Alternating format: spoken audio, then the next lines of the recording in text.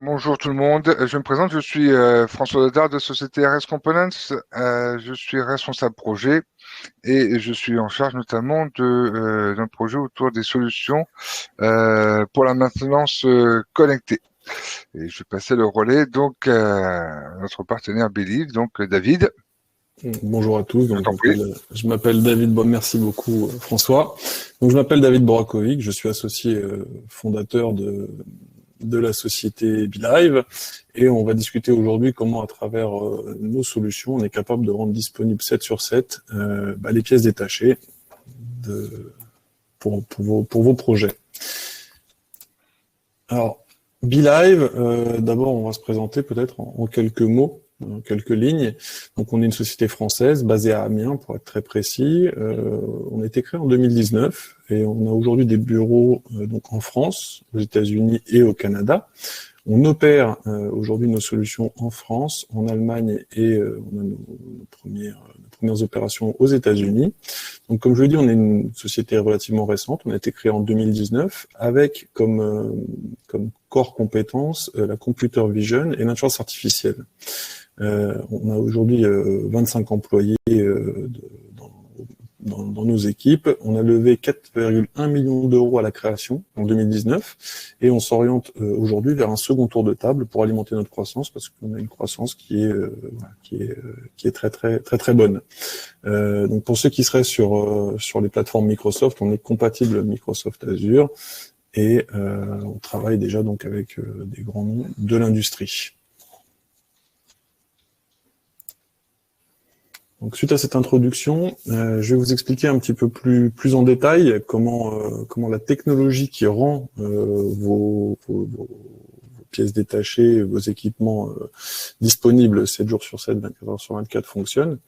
Donc, en fait, nous, on est vraiment spécialisé sur la computer vision et l'intelligence artificielle qu'on a mis au service des industriels de façon à ce qu'ils puissent opérer des magasins internes, des magasins externes, essentiellement du B2B jusqu'à aujourd'hui, pour qu'ils puissent opérer des magasins en 24/7 sans aucun personnel. Donc pour faire ça, on utilise l'intelligence artificielle, comme j'ai dit, alliée à la computer vision. Et en fait, on va monitorer tout ce qui se passe, tous les événements qui ont lieu dans des magasins. Donc là, on voit un format container. C'est l'un des premiers projets qu'on a créé pour l'industriel Wurtz, de façon à ce qu'il puisse, lui, avoir des magasins déportés chez les clients et qu'ils puissent tout simplement se servir, se réapprovisionner et en temps réel, encore une fois, avoir l'ensemble de l'inventaire qui est fait, l'ensemble des transactions qui sont reportées. Je vous en dirai un petit peu plus tout à l'heure. Je vais revenir encore une fois sur la technologie. Donc la technologie, il y a 4 niveaux d'intelligence artificielle. On maîtrise très bien cette techno. Et quand on fait des projets avec nos clients, quel que soit l'assortiment, en fait, les pièces détachées ou les pièces qu'on doit superviser, qu'on doit monitorer, on va mettre le bon niveau de technologie qui permet d'avoir une solution qui soit fonctionnelle avec des coûts, encore une fois, réalistes. Aujourd'hui, ça fait peut-être 2 ans que la computer vision et l'intelligence artificielle sont industrialisables pour pouvoir rendre un service qui soit de qualité. Avant, c'était plus des solutions de lab, tout simplement parce que les coûts engendrés étaient bien supérieurs aux revenus, au retour sur investissement, et donc il n'y avait pas vraiment lieu d'industrialiser ce genre de concept ou ce genre de solution. Aujourd'hui, depuis 2 ans, c'est possible, et nous on a packagé cette solution dans une brique. Donc très rapidement, comment ça fonctionne? On va capturer les images, une image et ou un flux vidéo, encore une fois, en fonction du service qu'on souhaite développer. Ce flux, image ou film, va être analysé en temps réel, soit au local, donc avec une puissance de calcul installée, ou alors directement dans le cloud. On envoie les flux dans le cloud et on va les processer, on va les transformer en données. Donc les images, les vidéos transformées en données. Et derrière, les données vont être transformées en actions, encore une fois, réapprovisionnement de stock, inventaire, facturation, tout ce qu'on peut imaginer comme action derrière ce type d'analyse. Donc on fournit des solutions clés en main, justement, depuis l'agencement jusqu'à, encore une fois, la solution logicielle qui va avec l'automatisation de vos magasins. Hop. Donc, quand on parle d'automatisation et d'automatisation de magasins et comment rendre, encore une fois, disponible l'ensemble des équipements, outillages, pièces détachées, pièces de rechange, consommables, 24 heures sur 24 et 7 jours sur 7, c'est bien évidemment pour faciliter la vie des collaborateurs qui ont des besoins qui sont réguliers, et qu'il faut absolument pouvoir adresser immédiatement et ne pas avoir de rupture de charge dans le process. On sait qu'aujourd'hui les flux sont de plus en plus tendus, on fait de moins en moins de stock.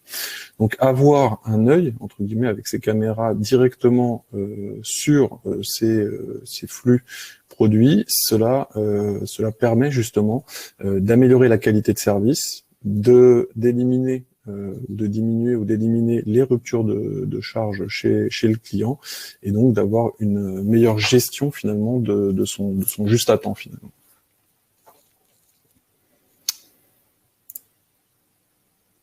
Donc la solution qu'on propose, la solution qu'on présente, c'est un format. Donc on a vu le container qu'on a fait pour une autre enseigne.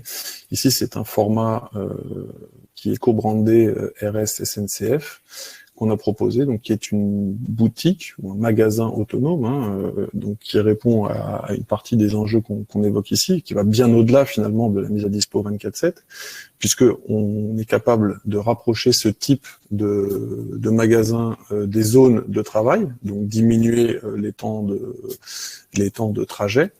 On est capable d'augmenter, donc là on est pile poil dans le thème, d'augmenter la disponibilité des produits en les rendant accessibles 24/7.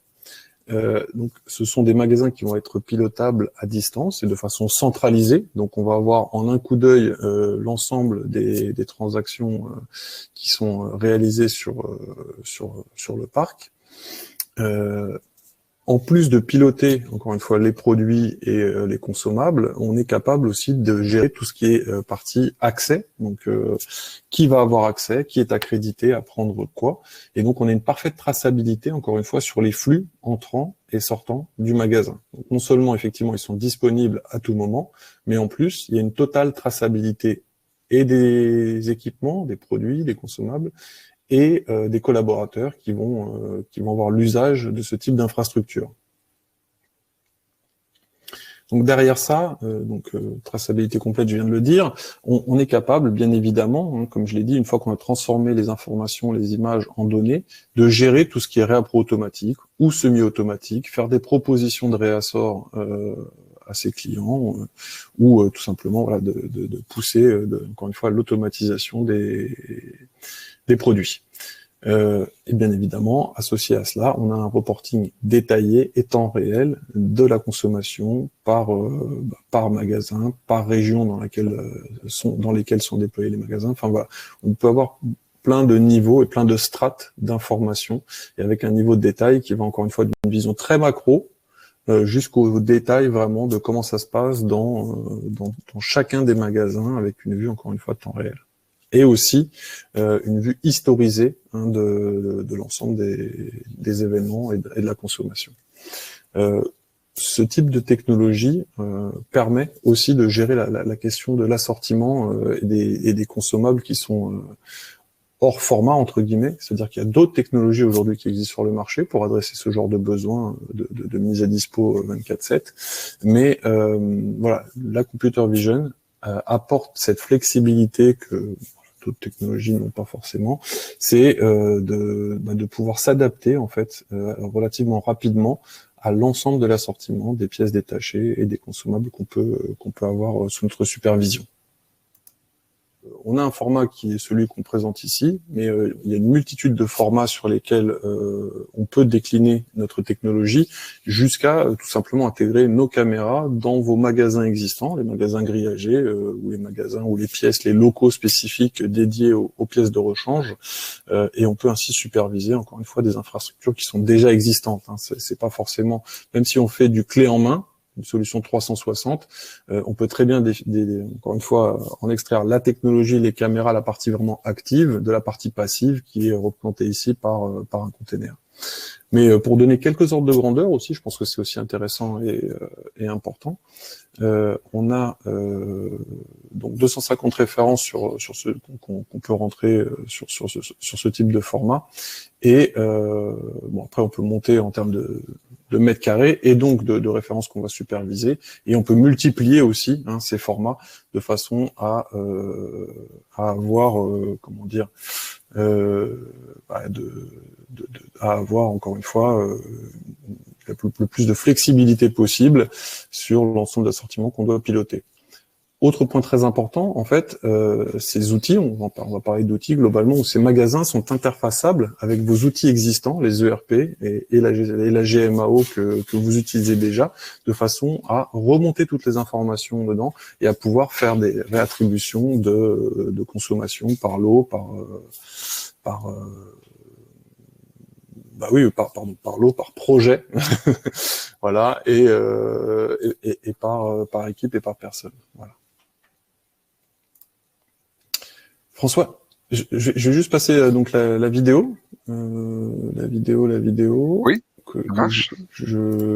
qui devait être téléchargée, mais c'est pas forcément le cas. Elle n'a pas été téléchargée, donc on ne peut pas passer la vidéo comme on l'a fait la dernière fois. Pof. Bon, j'ai pas trop de possibilités d'autres interactions. Ça, Bon, je sais pas. Ouais. Bon, c'est pas grave. Après, C'est pas grave. à la rigueur, L'idée, c'était effectivement, c'était une mise en œuvre de la solution d'un point de vue fonctionnel. Quand on a effectivement le magasin, quel que soit son format, encore une fois, ce qui vient avec, c'est la suite logicielle, bien évidemment, donc avec un back-office qui vous donne accès à l'ensemble des événements. Ici, on voit bien en fait les images qui vont retracer les événements, les flux produits, et qui sont bien évidemment associés à des identifiants, des collaborateurs qui sont venus se servir sur, encore une fois, les références sur les produits. Donc, on a une vision de la contenu du rayon, on contrôle les entrées-sorties. On pilote aussi les accès à la zone. On peut très bien interdire ou autoriser certains accès. Et comme je l'ai dit un peu plus tôt, on peut exporter ces flux de données vers vos différents systèmes d'information déjà existants. Et c'est venir compléter ce qui existe déjà. donc là, l'autre possibilité ou l'autre format, en fait, ce sont des armoires, comme vous pouvez voir à l'écran. Ça inclut exactement la même technologie à l'intérieur. Et donc, du coup, le gros avantage, c'est que ça peut être positionné à n'importe quel endroit dans votre infrastructure. De la même manière que on a aussi le format avec des casiers. Donc l'avantage des formats casiers aussi, c'est que ça peut être la zone de stockage d'éléments électroportatifs ou d'appareils de mesure. Et du coup, vous pouvez, par ce biais-là, contrôler l'utilisation de tel ou tel appareil. Donc alors là il y a au niveau des casiers, ça peut être le format peut être plus ou moins ou le nombre de casiers peut être adapté en fonction des besoins. Mais la technologie telle qu'on a pu la voir précédemment avec la boutique autonome peut être tout à fait être enfin et de toute façon présente dans ces différents formats. Je vois que la vidéo est prête. Oui, si on pouvait la lancer.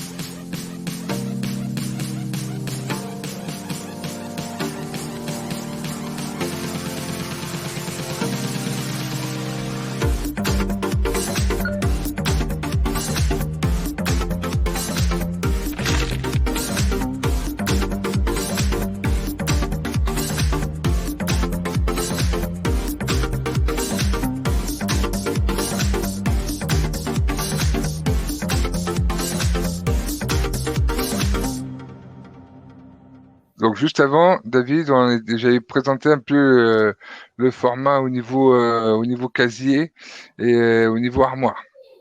Très bien. Donc Ouais. effectivement, hein, comme je l'expliquais, la technologie, elle est déclinable sous l'ensemble des formats qu'on peut retrouver aujourd'hui dans l'industrie.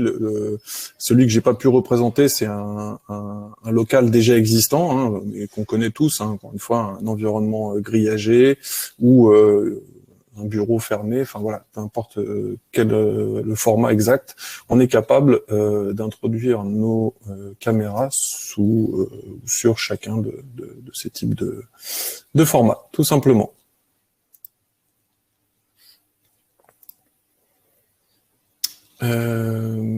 Donc voilà, ce que je voulais présenter, c'était deux cas métiers concrets. Donc là, on est sur un équipementier qui travaille voilà, pour la SNCF, hein, comme on voit sur le logo SNCF RATP. Donc ils font essentiellement de la pièce détachée, donc de la pièce de rechange consommable sous forme de carton. Donc, comme on est sur des pièces et des composants qui sont extrêmement spécialisés, les cas de vol n'ont pas vraiment comment dire enfin, voilà, ça peut pas, enfin, ça n'intéresse personne en fait, tout simplement. Enfin, ça peut pas s'utiliser. Donc on est vraiment sur de la supervision et de la gestion de stock. On voit qu'on a des cartons qui sont très similaires, mais pourtant il y a beaucoup de références différentes. Donc en face, on a des caméras sur ce format, et donc les gens viennent se servir en composants, et on est capable, encore une fois, en temps réel, de connaître la disponibilité sur chacune des références et de remonter en fait tous les stocks bas. Donc bien évidemment, on a un paramétrage sur chacun des stocks bas. C'est extrêmement important. Là, on est quand même sur donc une enseigne qui est leader dans son domaine et qui veut quand même aller augmenter sa qualité de service, parce qu'ils se sont aperçus qu'effectivement, malheureusement, parfois, ils sont informés ou on leur passe des commandes en urgence parce que le système n'a pas fonctionné. En tout cas, le système qu'ils avaient avant n'a pas fonctionné. On n'a pas la pièce de rechange au bon moment, et on se retrouve avec une indisponibilité du matériel roulant avec des impacts assez conséquents. Donc cette notion d'indisponibilité du matériel, moi, avant de monter cette société, j'étais dans l'énergie, et je sais ce que coûte l'indisponibilité d'une centrale électrique. Donc c'est extrêmement important, encore une fois, d'avoir ces pièces de rechange bien listées, disponibles et accessibles quand il faut, de façon, encore une fois, à ne pas avoir d'immobilisation d'infrastructures qui peuvent être extrêmement coûteuses. Voilà. Donc, comme je l'ai dit, hein, aujourd'hui, ce type d'infrastructure est tout à fait accessible, et on est capable, encore une fois, de piloter l'ensemble des magasins en temps réel et de donner accès, donc encore une fois, et de sélectionner les heures d'ouverture et de fermeture, ou l'ensemble des personnes qui peuvent rentrer ou non sur ces espaces, sur ces endroits.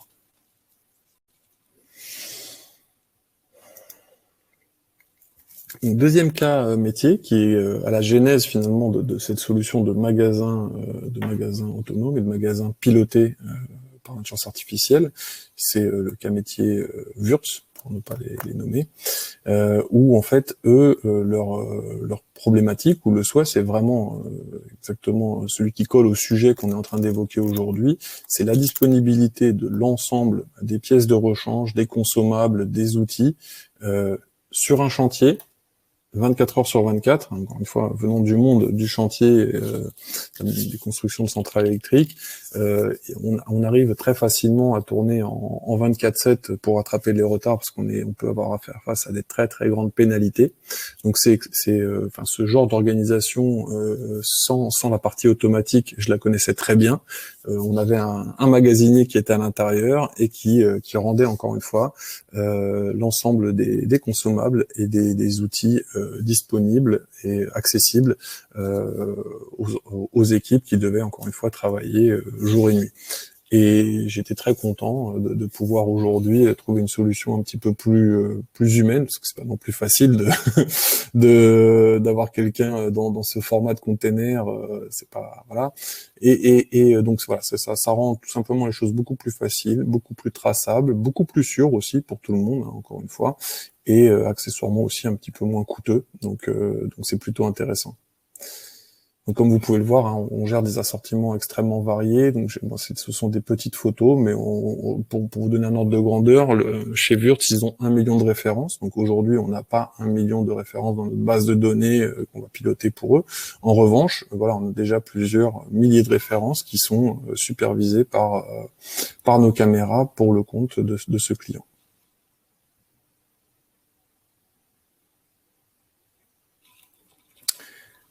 Donc voilà pour ma part, ce que je pouvais dire un peu de ce qu'on faisait, de comment on le faisait et avec qui on le faisait. Donc après, François, si tu veux rajouter des choses, tu es le bienvenu. Merci à toi, David. En fait, là, ce qu'il faut voir, c'est que c'est ce type on va dire, de boutique autonome avec les différents formats, hein, que ce soit container, que ce soit dans des armoires, que ce soit ou sur des lieux déjà existants ou des espaces grillagés. En fait, c'est vraiment la mise à dispo des produits 24 heures sur 24. En plus, l'intérêt des containers, voilà, ça peut être placé sur des chantiers. Ensuite, les armoires, le gros avantage, c'est que vous pouvez les positionner à différents endroits de votre infrastructure, ce qui permet d'avoir une accessibilité de ces produits à tout moment et en évitant des allers-retours au magasin. Donc, au niveau d'une entreprise. Cette solution est aussi connectée avec une GMAO, donc vous pouvez contrôler aussi via la GMAO tous vos stocks. Je dirais que le gros avantage aussi, c'est cette automatisation, voilà, du process.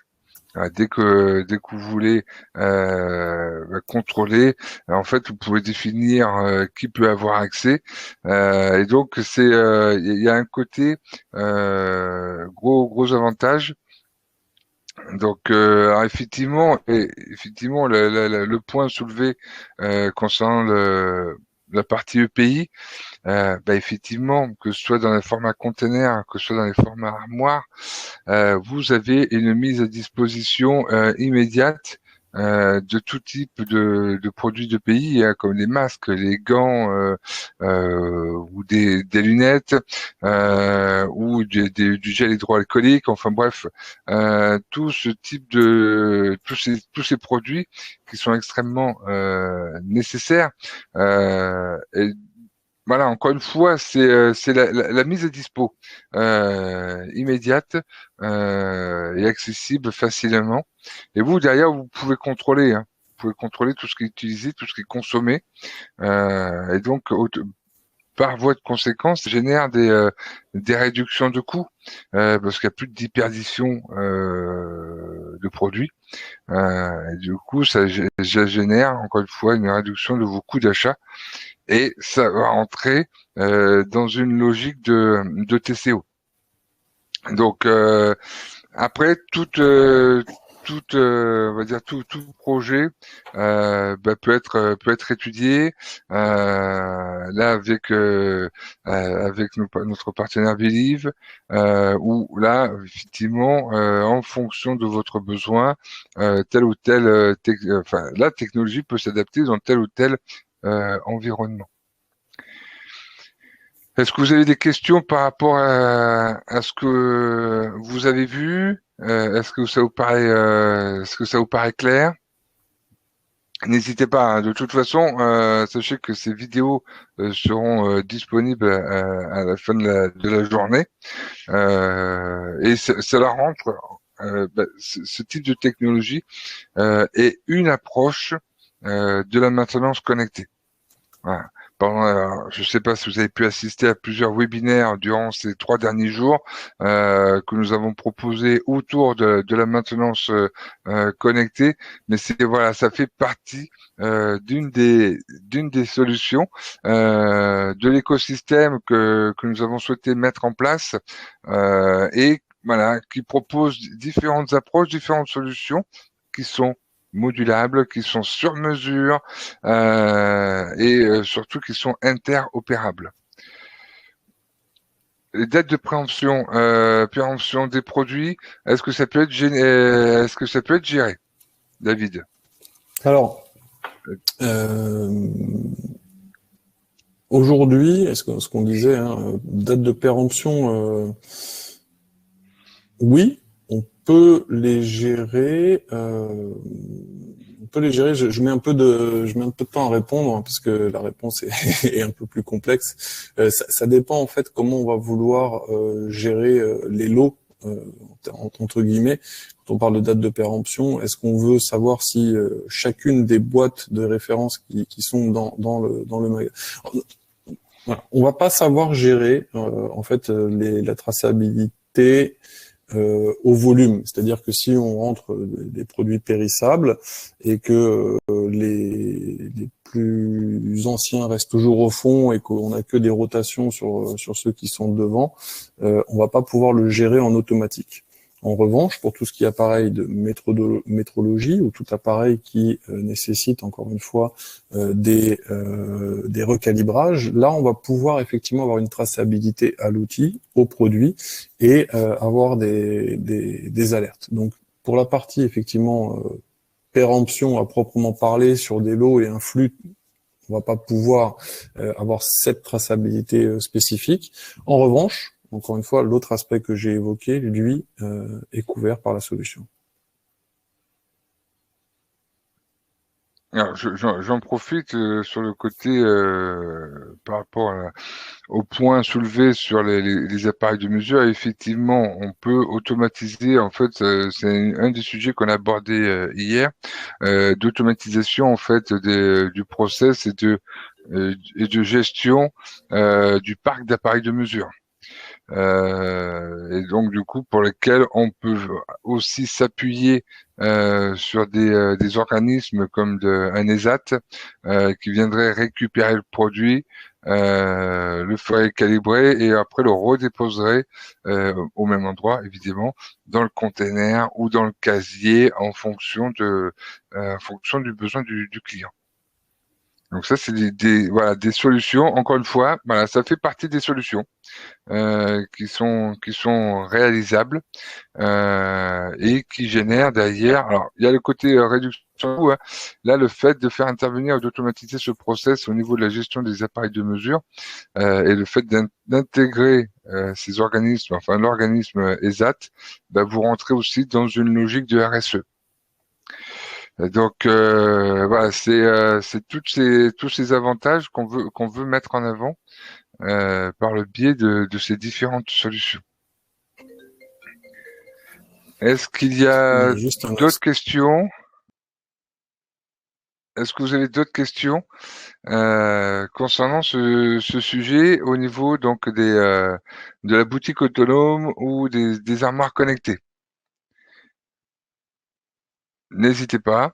De toute façon, comme je vous disais tout à l'heure, hein, si juste après, nous allons vous envoyer donc la vidéo de ce webinaire. Voilà, c'est le paramétrage des seuils de réappro, David. Fait-il partie de la solution? Oui, tout à fait. On a un back office, c'est ce que j'expliquais dans les slides. C'est vrai qu'on n'a pas toute la solution sur les slides, mais dans ce back-office que vous voyez là à l'écran, en fait, on a l'ensemble des tickets qui vont être qualifiés, des entrées-sorties avec l'association à la personne, et dans d'autres onglets, effectivement, on va avoir des seuils mini de stock qui vont déclencher, encore une fois, des événements comme des réappros ou d'autres types d'alertes. Voilà. Comme on parlait de la métrologie sur la calibration des outils. Enfin voilà, tout est géré à partir du back office et après aussi on a une certaine flexibilité sur une certaine flexibilité sur la gestion de la donnée. Nous, on est spécialisé effectivement dans la transformation des images en données, et après c'est avec nos clients qu'on va aller peaufiner la façon de restituer ces données et comment les rendre le plus intelligentes et comment les valoriser au mieux pour l'entreprise. Et du coup, du fait de ces seuils de réappro, on peut aussi mettre en place tout un process où, en fonction des références, en fait, ça envoie une alerte chez RS, et les réassorts se font automatiquement, encore une fois, par cet organisme, l'ESAT, un ESAT, qui viendra directement réapprovisionner le magasin autonome ou l'armoire. Donc en fait, c'est tout un process automatique en fonction du seuil, en fonction de ce qui est consommé, où on peut mettre en place cette automatisation de réassort. D'ailleurs, Et, automatisation ou semi-automatisation. On peut très bien aussi se dire, effectivement, l'idée, alors, Amazon avec le dash button voulait recommander dès qu'il y en avait plus. L'idée, c'est ça, c'est de faire soit des automatisations vers un passage de commande, encore une fois, qui sera complètement transparent pour l'utilisateur, ou alors pousser de l'information en expliquant qu'on y arrive à tel niveau de seuil qui peut être critique parce que les temps de réappro sont de X semaines, X jours, et que potentiellement, voilà, ça peut générer la production. Ça peut gêner la production. bah écoutez, s'il n'y a pas d'autres questions, je vous remercie beaucoup de votre attention, de votre participation. Merci beaucoup, David, Merci à tous. pour cette belle présentation. Écoutez, en tout cas, je vous remercie beaucoup. Je vous souhaite de passer un très bon week-end et je vous dis à très bientôt. Et n'hésitez pas à nous recontacter si vous avez des questions par la suite. Merci Merci à beaucoup. tous. Passez une bonne journée. Bonne journée, excellent Merci. week-end. Au revoir. Au revoir.